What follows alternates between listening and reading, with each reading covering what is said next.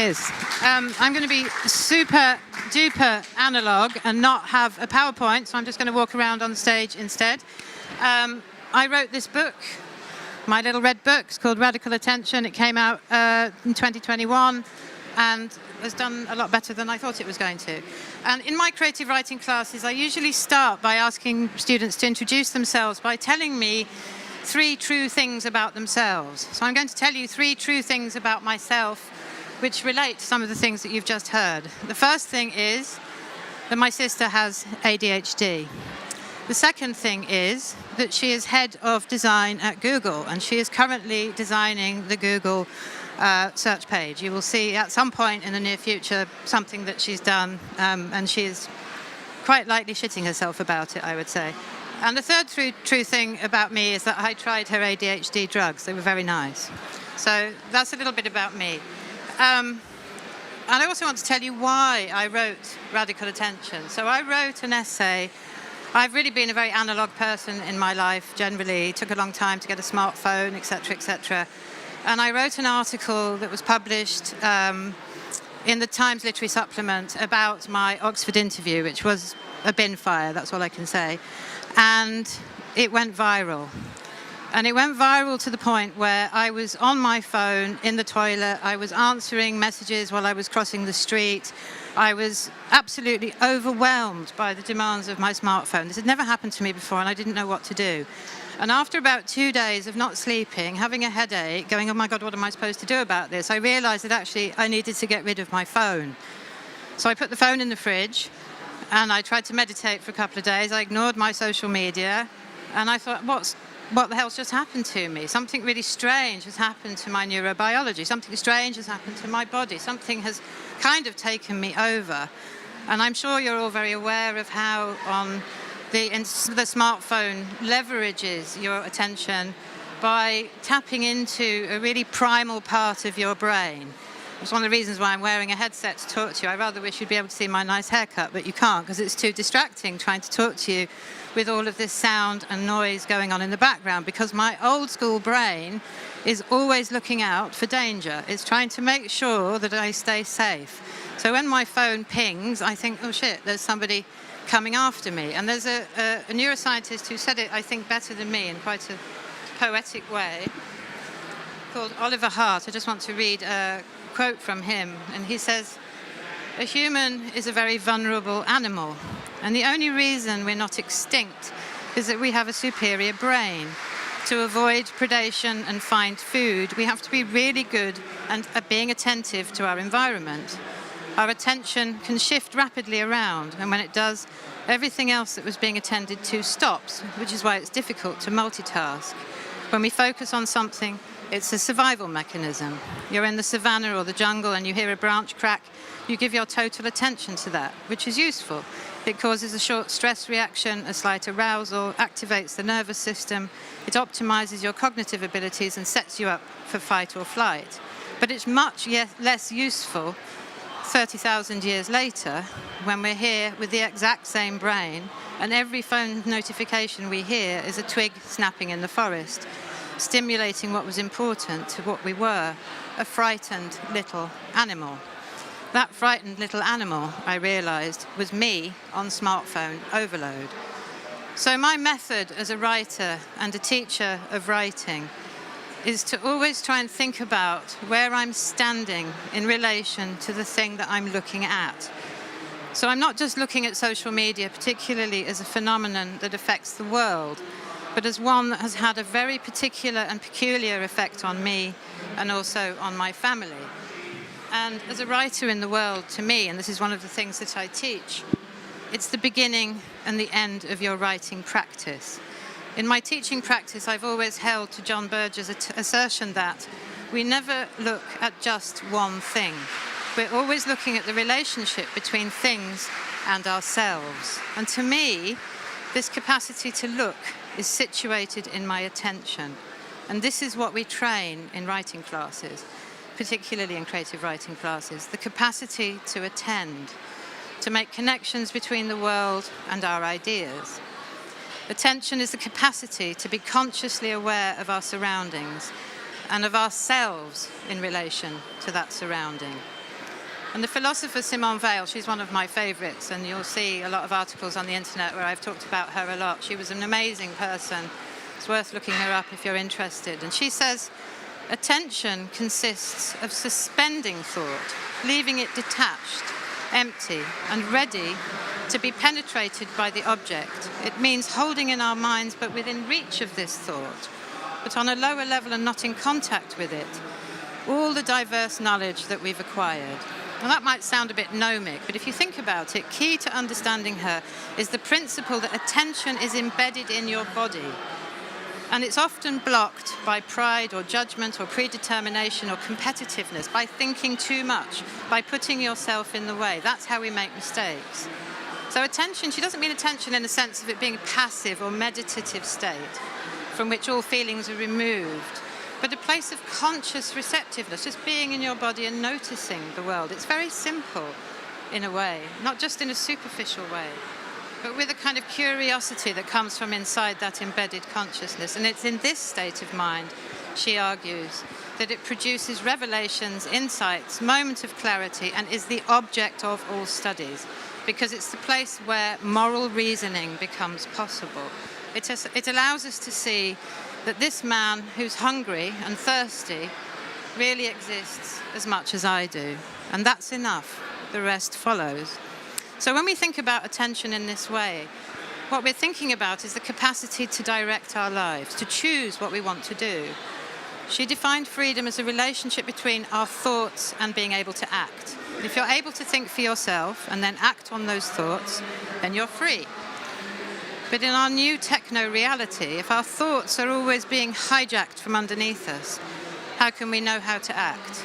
And therefore, how are we free?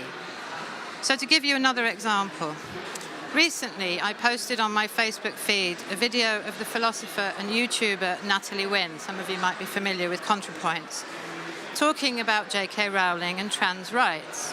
The video's 2 hours long, very in-depth, and it's an analysis from the point of view of a trans woman. It's very nuanced, useful information, and a riposte to a lot of misinformation that's out there on the internet. It didn't get very many likes because it's a 2 hour long video. I didn't put any commentary and, TLDNR for most of the people on my timeline. But following this, unbidden, unsolicited, Facebook suggested that I would be interested in a conversation between two writer acquaintances of mine who were having what we might call an extremely turfy conversation and saying some pretty unpleasant things about trans people. Of course, I was immediately outraged and primed myself at the keyboard to write a long response. And then I caught myself and I thought, who has suggested to me that I look at this conversation? Why? Did the Facebook algorithm make no distinction between pro or anti-trans rights discussion? Was it trying to nudge me into making or getting so cross that that turfy discussion would blow up and create more engagement so they can sell more advertising to the makers of cat beds? I've just got a cat, so I'm being advertised absolutely shed loads of artisanal cat products at the moment.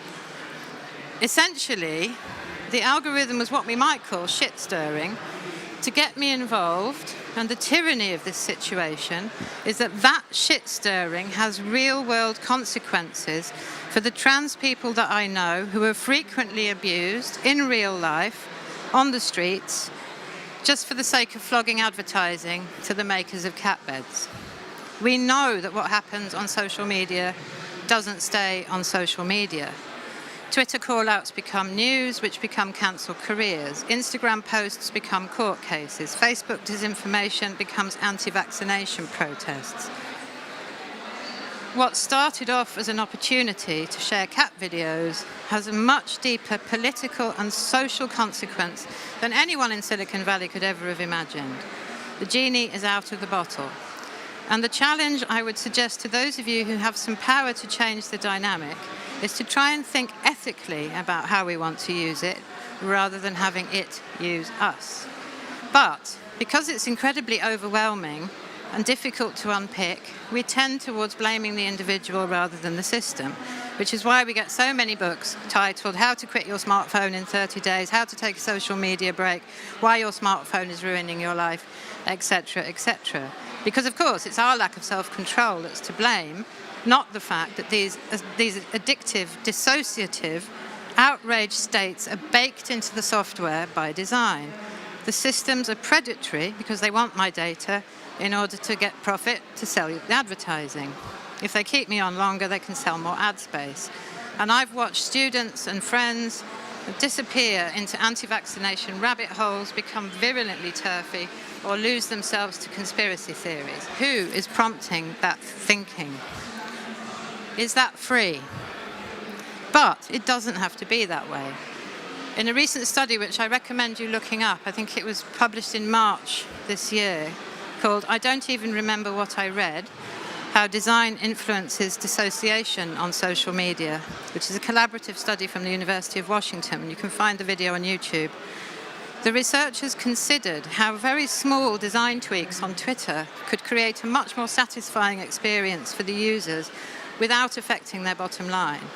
And they said they found that design interventions, including allowing the participants to do custom lists, reading history labels, time limit dialogues, and usage statistics, reduced dissociation and improved satisfaction with the platform. Even small things can create a kinder environment.